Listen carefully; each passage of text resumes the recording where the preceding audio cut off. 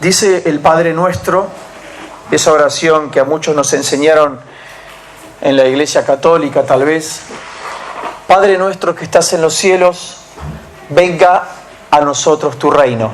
Lo primero, fíjense que es una oración que el mismo Jesús enseñó. Y dice muchas otras cosas después, ¿verdad? Pero muchos no entendemos. Yo no entendí por años qué significa venga tu reino. Por años. Sí entendía, líbranos de la tentación. Sí entendía el pan nuestro de cada día, dánoslo hoy. Eso lo entendía, pero venga tu reino no. Sin embargo, es la primera petición que se hace en esa oración. Venga tu reino, venga tu reino. Y yo el domingo pasado tuve la oportunidad de hablar acerca de el reino de Dios, ¿sí? Si nosotros entendemos, y nosotros todos los cristianos tenemos que entender qué significa venga tu reino, porque el mundo entero, dice la Escritura, está bajo el maligno, pero en las casas, en las vidas de los cristianos, está presente el reino de Dios. Y cuando está presente el reino de Dios, entonces el reino de las tinieblas tiene que huir. Lamentablemente, en muchos hogares cristianos, en la vida de muchos hijos e hijas de Dios que se congregan en las iglesias, no está reinando no está imperando el reino de Dios en sus vidas, sino que solamente, como aquel ejemplo que yo una vez di, como la piedra en el fondo del estanque, ¿sí? Que la podemos sacar del fondo del estanque y romperla, y vamos a ver que en su interior está seca, pero por fuera está mojada, porque tal vez durante 1.000.000 de años estuvo mojada, pero adentro está seca. Y en las iglesias tenemos muchos cristianos que están mojados por afuera, pero adentro todavía están secos, porque el Evangelio no los ha penetrado debidamente. Entonces el reino de Dios solamente es periférico a sus vidas, pero no afecta cada ámbito de su vida. Y eso es una responsabilidad nuestra. Por eso suceden tantos divorcios a veces dentro de las iglesias como fuera de las iglesias, lo cual no debería ser así. Y uno dice, la verdad que debería ser una garantía que un empleado sea cristiano, pero lamentablemente no es así. Y esto, para vergüenza nuestra lo digo, esto es una vergüenza verdaderamente. No debería ser así. Pero el reino de Dios debe reinar, debe estar en nuestras casas.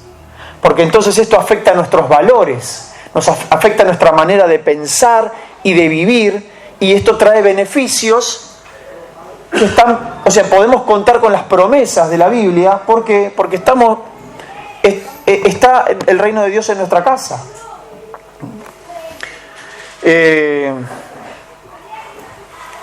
Entonces, cuando esa oración el Señor les dice, venga tu reino, es tan importante. ¿Sabe por qué? Porque el reino no está. Si no, no haría falta que venga, ¿verdad? Nosotros necesitamos que el reino de Dios esté en nuestras casas, en nuestra cotidianeidad. ¿Cómo puedo yo traer el reino de Dios a mi vida, a mi matrimonio, a la hora de la cena, a la mañana cuando me levanto y suena el despertador, cuando viajo en el colectivo, cuando voy a mi trabajo? ¿Cómo puedo hacer para que el reino de Dios venga conmigo? Hay aspectos prácticos que deberíamos considerar, ¿sí? No me quiero detener mucho en esto, porque de esto ya hablé el domingo pasado. Ahora, me encontré con un escollo, con una dificultad que puede hacer que el reino de Dios no se manifieste en mi vida, y entonces no me funciona. Oro y no me responde el Señor, no recibo nada. ¿Por qué? Vamos a ver por qué. Vamos a ver por qué, y quisiera que nos podamos detener en esto. Así que les pido que abran sus Biblias en Santiago, en el libro de Santiago, la carta de Santiago, que está por el final de la Biblia, en el capítulo 4. Quiero hablar hoy acerca del doble ánimo. ¿Cuántos saben que la Biblia nos dice algo acerca del doble ánimo? ¿Sí? Tener doble ánimo es como querer dos cosas al mismo tiempo, pero que no se llevan bien la una con la otra. ¿Sí? Yo tuve, capítulo 4, versículo 1. Versículo 1. Vamos a leer. Pero escúchenme, yo me acuerdo que yo todavía el físico me da y sigo jugando al tenis. Y algunos más jóvenes que yo, te diría que a algunos le cuesta ganarme, ¿eh? Así que, pero tuve un profesor, cuando yo empezaba, que era muy interesante las cosas que te decía, y él te decía así: en el tenis no se puede tener dos ideas cuando vos vas a tirar, porque si vos tirás y decís voy a tirar una pelota profunda y al mismo tiempo se te ocurre no, voy a tirar una cortita, te sale una que no sirve, porque te sale una más o menos y el otro te mata. Entonces, o haces una cosa o haces la otra, ¿sí? No se puede tener dos ideas. En el momento hay que decidir. Y las personas de doble ánimo es como que creen, pero actúan de otra manera, son inconstantes. Algunas Biblias, en vez de decir, porque la Reina Valera dice doble ánimo y en otras Biblias dice inconstantes, son inconstantes. Y vos fíjate que dice la Escritura que ser inconstante tiene que ver con un corazón que no está limpio. Es un poquito fuerte lo que acabo de decir, ¿sí? Y no estoy hablando necesariamente del pecado, puede ser que hable del pecado, pero no necesariamente del pecado, sino hay algo que hay que limpiar. Dice, porque ustedes van a, en una parte del pasaje que vamos a leer, dice, ustedes los de doble ánimo, purifiquen sus corazones. Sepan qué es lo que quieren, decídanse qué es lo que quieren hacer, ¿sí? Entonces vamos a ver. Santiago capítulo 4, versículo 1, dice así. ¿Pusiste la Nueva Versión Internacional, Andrés? Dice así: ¿de dónde surgen las guerras y los conflictos entre ustedes? Perdón. Quiero que oremos para que entendamos esto, porque vamos a leer un pasaje que va a decir cosas que decimos, bueno, pero esto no me pasa a mí, pero quisiera que entendamos espiritualmente este pasaje, ¿sí? Así que podemos cerrar un minutito los ojos y quiero que le pidas a Dios que te hable de vos. Señor, háblame de mí. Decime en qué este pasaje, ¿qué me querés decir, Señor? ¿Hay algo que yo tengo que modificar? ¿Hay algo que me querés? Señor, háblanos a través de esta palabra, Señor. Que todo lo que yo no tengo preparado, todo lo que yo no estuve estudiando, Señor, tú lo puedas suplir y hablar en el idioma del corazón de cada uno, Señor. En el nombre de Jesús. Amén. Dice así: ¿de dónde surgen las guerras y los conflictos entre ustedes? ¿No es precisamente de las pasiones que luchan dentro de ustedes mismos? Desean algo y no lo consiguen. Matan y sienten envidia y no pueden obtener lo que quieren. Riñen y se hacen la guerra. No tienen porque no piden, y cuando piden no reciben, porque piden con malas intenciones para satisfacer sus propias pasiones. Oh gente adúltera, ¿no saben que la amistad con el mundo es enemistad con Dios? Si alguien quiere ser amigo del mundo, se vuelve enemigo de Dios. ¿O creen que la Escritura dice en vano que Dios ama celosamente al Espíritu que hizo morar en nosotros? Pero Él nos da mayor ayuda con su gracia. Por eso dice la Escritura: Dios se opone a los orgullosos, pero da gracia a los humildes. Así que sométanse a Dios, resistan al diablo y Él huirá de ustedes. Acérquense a Dios y Él se acercará a ustedes. Pecadores, límpiense las manos. Y ustedes, los inconstantes, purifiquen su corazón. Reconozcan sus miserias. Lloren y lamentense. Que su risa se convierta en llanto y su alegría en tristeza. Humíllense delante del Señor y Él los exaltará. ¿Qué tal? Esto último no da para una campaña evangelística. Gran campaña de humillación. Que vuestra risa, el eslogan, que vuestra risa se convierta en llanto No va a convocar mucha gente, ¿verdad? Pero lo que acá nos está diciendo este pasaje al final es: háganse cargo cada uno de lo que se tiene que hacer cargo. Veamos. La verdad es que conviven dentro de nosotros pasiones, sentimientos, debilidades, cosas que nos pasan. A todos nos pasan cosas, ¿verdad? Sentimos cosas. Algo nos enoja, algo nos da bronca, algo nos tienta. Nos pasan, estamos llenos de pasiones. De hecho, hasta la Escritura dice que un hombre singular como Elías estaba también unido a pasiones, ¿sí? Y a nosotros nos pasan estas cosas. Ahora, el Señor le llama gente adúltera, no necesariamente a alguien que ha cometido un adulterio sexual, sino a una persona que quiere dos cosas, ¿sí? De alguna manera tiene un cierto orgullo que hace abrazar una pasión, algo egoísta tal vez, una forma de ser que yo no quiero cambiar, algo de lo cual yo me justifico y me sirve para discutir con otro. No sé si me hago entender. Y no somos sinceros con nosotros mismos, porque en cierto momento habla de la amistad con el mundo, ¿no? Y la realidad es que también vivimos en un mundo, todo el día estamos haciendo cosas en el mundo en que estamos viviendo. Ahora, cuando habla de la amistad con el mundo, nos está diciendo que tal vez hay muchas cosas que no logramos discernir y que en realidad no se llevan bien con el reino de Dios.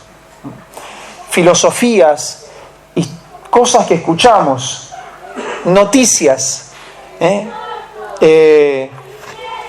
Yo a veces tengo ciertos debates con mi hijo, que hoy no pudo venir porque tiene examen mañana, acerca de una noticia. Entonces se habla de si hay que liberar el consumo de drogas, por ejemplo, o despenalizarlo. Y bueno, hoy se discute eso. Y lo del aborto también se discute. Y si los ladrones y los que te roban con los motochorros que estuvieron a punto de robarte pero no te robaron, si tienen que ir presos o no. Entonces, cositas que se hablan. Y yo digo, todo esto, hay algo que está bien y hay algo que está mal. No es todo más o menos. De hecho, es un poco antipático determinar qué es lo que está bien y qué es lo que está mal. Es un poco antipático eso. Digamos, a ver, la Biblia dice, hay de los que llaman bueno a lo malo y malo a lo bueno. Esto está ahí. Y la realidad es que hoy todo el tiempo nos meten filosofías y nos quieren hacer creer un montón de cosas que, si las miramos a la luz de la Escritura, hay algunas de ellas que están mal, que no provienen de Dios, que tienen otro origen y que también hasta es espiritual. Entonces, la amistad con el mundo constituye una enemistad con Dios. Por eso los cristianos no podemos tener todo mezclado, sino que hay valores que tenemos que tener muy claros dentro nuestro, aunque esto pueda parecer un poquito antipático. Dios nos dé gracia para poder de alguna manera expresar nuestros valores con las personas que hoy todavía no tienen la fe, gracia, pero sí de alguna manera no podemos convalidar algunas cosas que hoy se hacen y que tienen que ver con un mundo que está caído y que está asignado por el pecado. Hay que decirlo. La iglesia es luz del mundo. La iglesia está viviendo en medio de este mundo, pero debe contrastar con el mundo. No puede ser más de lo mismo. Porque entonces veía una reflexión de... a mí la verdad que de la televisión cada vez me interesa menos, pero me gusta ver algunos documentales y cada día veo más la gloria de Dios en lo que uno puede ver ahí, ¿no? Porque la verdad que... Entonces, el otro día estaba mostrando El Camaleón. Muchos saben que la característica principal de este animal es que puede cambiar su color, depende del color de la rama donde se paró. Entonces había un camaleón que estaba arriba de una mesa y le ponían un anteojo rojo y el camaleón le pasaba por arriba, se apoyaba arriba del anteojo rojo y se ponía todo colorado, ¿sí? Y luego le ponían uno gris y se ponía gris. Y luego pasaba por arriba de uno marrón y se ponía marrón. Era una cosa tremenda, ¿sí? Y bueno, la ilustración me sirve para decir que hay muchos cristianos camaleón, porque se mimetizan con el lugar donde están. Entonces cuando están en la iglesia son re cristianos, son re buenos. Ellos te abrazan, te dicen Dios te bendiga. Uno dice, es una cosa maravillosa. Pero claro, van al trabajo donde cuentan chistes verdes y ellos también cuentan, ¿viste? Y pasa una chica y toda la mira y este también la mira. Entonces, todo, o sea, el tipo se mimetiza con el medio donde está. Y esto, de alguna manera, lo hace pasarla mejor, porque nadie lo critica, nadie le dice nada. Va a la cancha y dice un montón de cosas como el resto de los muchachos que están ahí en la popular. Entonces, no parece, nadie diría, fuera de un lugar de culto, nadie diría que este es cristiano, porque es camaleón. Él se mimetiza con el medio donde está. Ahora, se espera que nosotros seamos luz donde no hay otros cristianos. Y esto es un poquito antipático, reconozco. Esto puede hacer que te critiquen, que se burlen, ¿sí? Que te rechacen. Pero eso te va a pasar al principio. Porque cuando vean que vos tenés tus convicciones claras, cuando vean que vos creés y vivís la misma cosa, al principio tal vez te rechacen y se burlen, pero después van a reconocer que sos una persona coherente. Entonces hay que cruzar esa línea, iglesia. Sí, hay que cruzar esa línea y no podemos tener doble ánimo, porque ahora cuando estoy con mis amigos, y bueno, nos emborrachamos, dale, pedí, no hay problema, ¿viste? Y dentro de la iglesia somos tan diferentes. Entonces, esto también tiene que ver con el doble ánimo. Ser íntegro significa ser todo uno en el mismo lugar, sin que esto afecte el lugar donde yo estoy. Entonces, ¿cómo se resuelve este asunto porque la verdad es que yo quiero que el reino de Dios esté en la vida de todos nosotros, ¿sí? Yo quiero que esté en la vida de todos nosotros. Y el pasaje nos habla. Este pasaje nos está hablando. Es ciertamente un poco frustrante ver que a otro le funciona, porque oré, porque lo escuchás dar un testimonio, porque algo le pasó, porque tiene experiencias con Dios. Ver que a otro le pasa y que a mí no me pasa. Alguien puede decir esto, ¿por qué a mí no me funciona? Y lo que sucede es que si nos permitimos o nos autorizamos a ser inconstantes en las cosas de Dios y a mimetizarnos con el medio que nos rodea, entonces esto dificulta que el reino de Dios venga a mi vida. Entonces mi vida de fe y victoriosa que Dios quiere que yo tenga no me funciona. Entonces mi vida de fe es mucho menos eficaz. Y en este mismo libro de Santiago, en el capítulo 1, no quiero hacerlo ahora, pero en el capítulo 1, por ahí por el versículo 8 creo, dice: los de doble ánimo, no piensen que van a recibir cosa alguna de Dios. Porque el de doble ánimo es el que dice: yo creo porque la Biblia dice que Dios es el dueño del oro y de la plata. Lo creen, se saben el versículo de memoria, pero no creen que Dios les pueda dar un trabajo. Entonces eso es doble ánimo. O sea, creen algunas cosas que dicen, pero cuando luego van a la práctica, en realidad no están creyendo. A veces veo hermanos que oran, pero no confían. He hablado el otro día con una señora que me llamó a mi trabajo, que no es de aquí, y me dice: ay, pero es que yo me la paso orando, yo todas las noches me las paso orando. Pero luego me contaba el problema como si nunca jamás hubiera orado. Entonces le digo: me parece que orás porque realmente crees en Dios, pero te falta confiar en que Dios va a responder.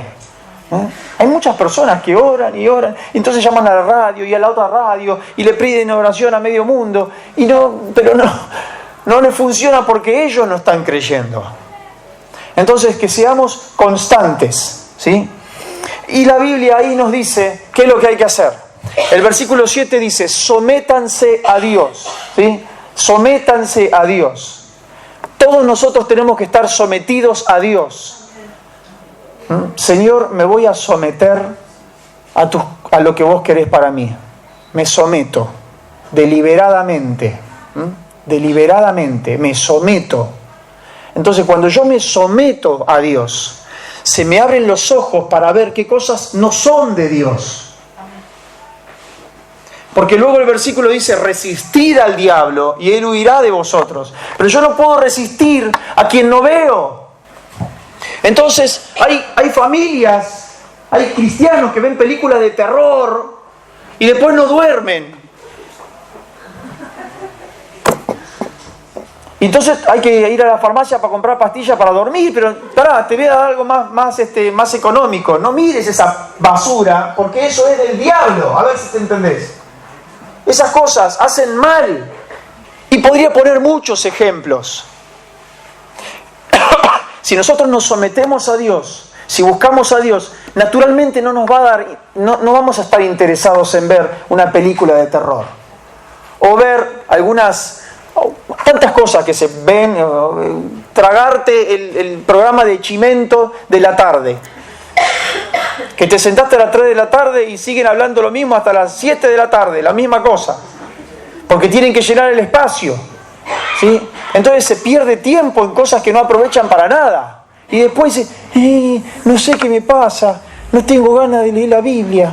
Claro, porque si estuviste llenando de otras cosas, te vas acostumbrando a unas dosis homeopáticas, ¿viste? De Dios.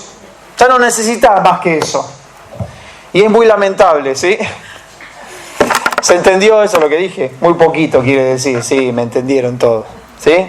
Entonces, creo que cuando una persona, estuve orando bastante al respecto, ¿no? Y yo creo que cuando una persona se somete verdaderamente a Dios, puede darse cuenta mucho mejor qué cosas no le convienen. Porque también la Escritura dice, todo me es lícito, pero no todo me conviene. Entonces tenemos que querernos un poquito más y ver qué cosas consumimos, ¿sí? Y luego ese versículo que está un poquito fuerte, la verdad, y que no se suele predicar, por lo menos yo nunca escuché que alguien me lo haya predicado, ni lo vi en ningún video, ni de ninguna manera he escuchado esto, pero está aquí en la Biblia, entonces es palabra de Dios. Cuando en el versículo 8 dice, acérquense a Dios y Él se acercará a ustedes, pecadores, límpiense las manos. O sea, si hay alguien que está practicando el pecado, lo único que se le puede decir, y ninguna otra cosa antes, tenés que dejar de pecar. ¿Sí? Listo, no hay mucho más que eso. No tenés que practicar el pecado, porque hay una diferencia entre caer en pecado, porque uno no quiere, pero, bueno, tuvo un resbalón, y otra cosa es practicarlo. ¿Sí? Los que están practicando el pecado están jugando a la ruleta rusa, porque en cualquier momento viene el Señor. Entonces, si estás practicando el pecado, prontito, por favor, rapidito, dejá de hacer eso. ¿Sí?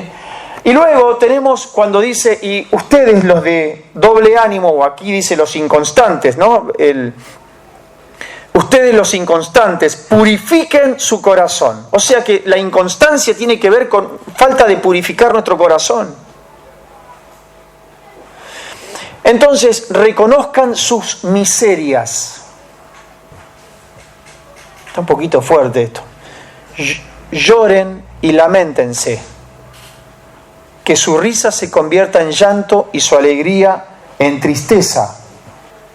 Miseria aquí no habla de escasez y de vivir en un rancho, sino habla de cosas ruines que hay en nosotros. ¿Sí? Cosas ruines. No sé cómo decirlo más claro. Esas cositas que no queremos que nadie sepa. Tal vez alguno lo sabe, pero son esas cositas con las que no nos gustan de nosotros. O que en el fondo sabemos que están mal, pero hasta tal vez por una cuestión de orgullo las seguimos defendiendo. Hay matrimonios que discuten siempre por lo mismo y en realidad si alguien imparcial pudiera ver las falencias de uno y del otro y pudiera hablarlos personalmente por separado con uno de ellos, tal vez esa persona diría, sí, es verdad, yo soy así. Yo nunca pido perdón, por ejemplo. Yo no me gusta perder ninguna discusión, entonces siempre se la sigo y de alguna manera le busco la vuelta y no pido perdón. Pero yo en el fondo me doy cuenta que yo estaba equivocado y no pido perdón. Bueno, eso es una miseria de la personalidad que debe corregirse. ¿Y cómo? ¿Sigo defendiéndome? ¿Sigo echándole la culpa al otro? ¿O de repente me enfrento a esta miseria, reconozco que soy un orgulloso y que esto de alguna manera me sirve para las discusiones y lo confieso delante de Dios y pido perdón, y tal vez ahora esto significa llorar y lamentarme? Pero este camino de la humillación, este valle de la humillación, te conduce a la exaltación, dice, para que Dios los exalte. Entonces, la humildad, ¿sí? El ser humilde, el reconocer nuestras faltas, el decir me equivoqué, perdoname, sí, fui yo, no es la culpa del colectivo, yo calculé mal el tiempo, por eso llegué tarde, sí, o sea, tantas cosas que no es grave decir me equivoqué, sí, otra vez hice lo mismo, te prometí algo y no lo cumplí, me equivoqué. Aún las cosas graves siempre es mejor decir la verdad. Limpiémonos de nuestras ruindades, de nuestras miserias, enfrentemos nuestras miserias. Porque vamos a estar en armonía con Dios. Vamos a bajar el reino de Dios a nuestra vida. Si no estamos todo el tiempo poniendo parches, y los parches son parches, dice una canción. ¿Sí? Nunca uno está seguro cuando hay un parche. Puede fallar ese parche. Arreglemos las cosas como corresponden. Seamos constantes en lo que decimos creer. Señor, soy tuyo, mi vida es tuya. Hemos cantado tantas cosas a Dios, pero luego no actuamos en consecuencia con lo que estamos cantando. Llénalo todo en mí, Señor. No hay nada muy... Mira, la Biblia dice que lo vil y lo menospreciado del mundo escogió Dios. Así que no es que calificamos porque Dios me eligió a mí porque yo soy la gran cosa. No, lo vil y lo menospreciado escogió Dios. O sea, hay muchas vilezas en nosotros, hay muchas ruindades en nosotros que sería bueno que podamos reconocer para que ese es un tiempo de humillación, de pedir perdón seguramente. Entonces, si yo hago esto, estaré limpiando mi corazón. Y si yo puedo limpiar mi corazón, va a bajar el reino de Dios a mi vida. Voy a orar y Dios va a decir, aquí estoy. Por eso dice, los de doble ánimo no pueden recibir nada. Los inconstantes no tienen purificado su corazón, no van a recibir nada. Necesitan purificarse primero. Todos necesitamos purificar nuestro corazón. Después vamos a orar para que Dios nos muestre a cada uno, porque yo no conozco la historia de todos ustedes. Conozco algunas cosas, pero estaría bueno que el Señor mismo, el Espíritu Santo que está aquí, nos pueda hablar a nosotros de nosotros mismos y que tengamos el valor y la osadía de decir, bueno, si tengo que llorar, si me tengo que arrepentir, si tengo que humillar deliberadamente y voluntariamente ante Dios, lo voy a hacer, porque yo quiero el reino de Dios en mi vida. ¿Y cuántos quieren el reino de Dios en su vida? Realmente. ¿Cómo se lleva esto? Voy terminando. Vieron que yo doy gracias a Dios por algunos versículos que hay en la Biblia. La verdad, hay unos que yo no los escribiría. Pero cuando dice, por ejemplo, no hago lo que quiero, sino lo que aborrezco, eso hago. Digo, uy, qué bueno que está ese versículo ahí, porque a mí me pasa de vez en cuando. Y eso lo escribió el apóstol Pablo. ¿Sí? Y cuando dice, por ejemplo, Elías, vieron que, no me voy a detener, pero Elías fue un hombre tremendo de Dios que oró y bajó fuego del cielo, era un profeta tremendo, un hombre Impresionante. Pero dice, Elías era un hombre sujeto a pasiones como las nuestras. Y él oró y paró de llover, y volvió a orar y volvió a llover. Y era una persona. ¿Sí? ¿Cómo puede ser? ¿Por qué a Elías le funcionaba y por ahí a otros no? Porque él tenía pasiones también, pero él realmente había visto, él estaba realmente sometido a Dios. La pregunta es, que todos nos tenemos que hacer es, Señor, yo estoy realmente sometido a tu voluntad. Veo claramente dónde está el diablo para poder rechazarlo. Veo claramente las cosas que no provienen de Dios. Bueno, Elías era un hombre sometido a Dios y que veía claramente al diablo. Y él se enfrentaba. Entonces, la vida victoriosa de la fe implica estas dos cosas: el someterse a Dios y el confrontar con las cosas del diablo.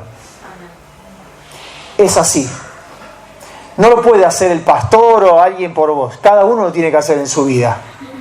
Cuando veas algo, esto no es de Dios, lo saco. Ya está, le bajo la persiana. No me voy a involucrar en esto. Voy a ser la misma persona aquí que con mis amigos, con los de la esquina, con mi trabajo. Soy el mismo. Porque yo soy un hijo de Dios. Estoy sometido a Dios. ¿Sí? No soy de doble ánimo. Mi esposa ayer mencionó un pasaje que está en Hebreos capítulo 6, ¿sí? Versículo 12. Leamos por favor Hebreos capítulo 6, versículo 12. Ayer lo mencionó en su prédica, en la iglesia donde nos invitaron.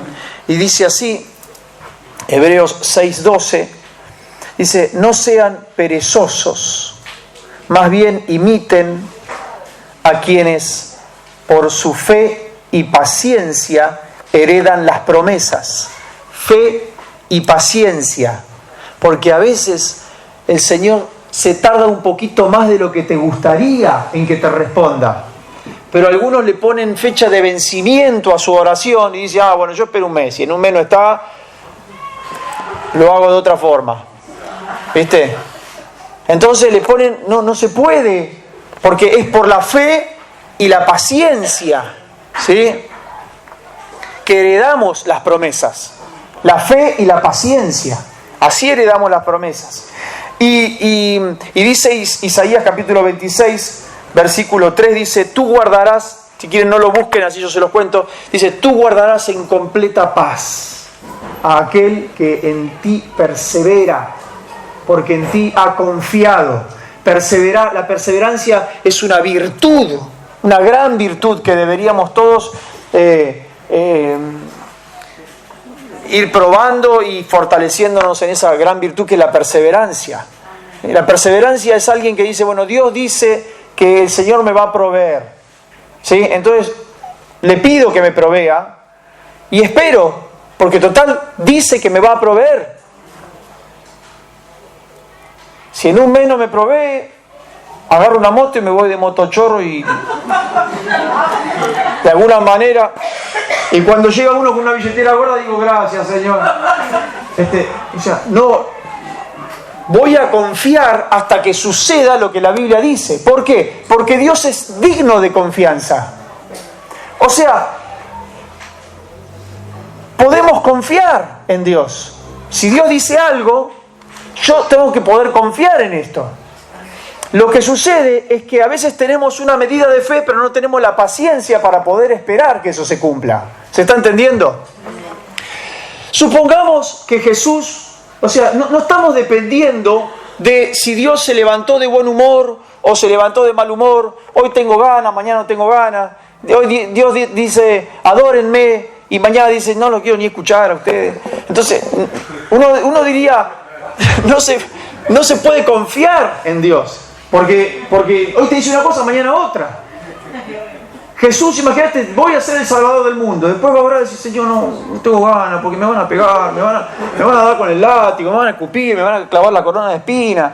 Está Poncio Pilato, y no tengo ganas de verlo. ¿Viste? Imagínate que le va con otro plan. Y después el otro día dice, bueno, dale, voy, está bien, voy. ¿Viste?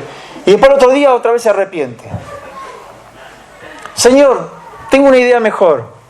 ¿Por qué no reventás todo? Total, en 6 días hace otro universo nuevo y el 7º día descansás y ya está. Saquemos todos estos que son unos carnales, hagámoslo mejor. O sea, habría otros planes, ¿sí? Pero hay una cuestión, hay una cuestión que el Señor, una vez que dijo algo, no cambia. Entonces podemos confiar en Dios. Somos nosotros los que fallamos en no someternos voluntariamente a Dios. Somos nosotros en no resistir cosas que deberíamos resistir, con las cuales no deberíamos involucrarnos. Somos nosotros. No está mal si un día, me equivoqué, pedí oración, estoy débil, oren por mí. La verdad que yo doy gracias a Dios, y lo digo acá delante de todos, muchos han orado por mí, he pedido oración, porque esto es la iglesia, unos orando por otros, ¿sí? Que nos animemos a mirar, hay que animarse, ¿sí? A mirar nuestras miserias, a mirar nuestras vilezas, esas cositas que nunca se lo reconocí por una cuestión de orgullo, pero sé que las tengo. Esa inconstancia. Quiero ser una sola persona. Quiero ser constante, quiero confiar en Dios hasta que se cumpla la promesa.